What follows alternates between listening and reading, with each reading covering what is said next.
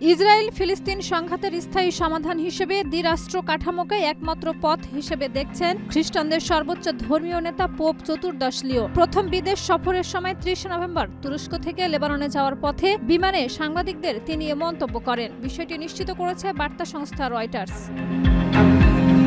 গত মে মাসে পোপ ফ্রান্সিসের মৃত্যুর পর ক্যাথলিক চার্চের প্রধান হন পোপ লিও। দায়িত্ব গ্রহণের পর এটি তার প্রথম বিদেশ সফর। ৩ দিন তুরস্কে কাটিয়ে তিনি ৩০ নভেম্বর লেবাননে পৌঁছান। গাজা ও লেবাননে ইসরায়েলি হামলার পরিস্থিতিতে তার এই সফরকে বিশেষ গুরুত্বপূর্ণ হিসেবে দেখা হচ্ছে।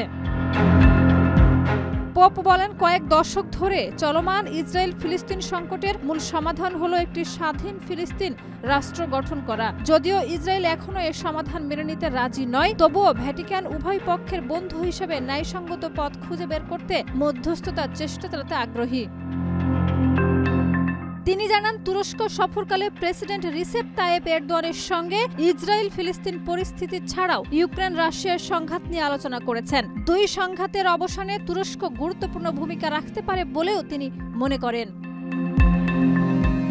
বিশ্বব্যাপী দ্রুত বেড়ে চলা সংঘাত নিয়ে উদ্বেগ প্রকাশ করে পোপ লিও বলেন, এসব সহিংসতা মানব জাতির ভবিষ্যৎকে বিপদের মুখে ঠেলে দিচ্ছে। ধর্মের নামে সহিংসতারও তিনি তীব্র নিন্দা জানান।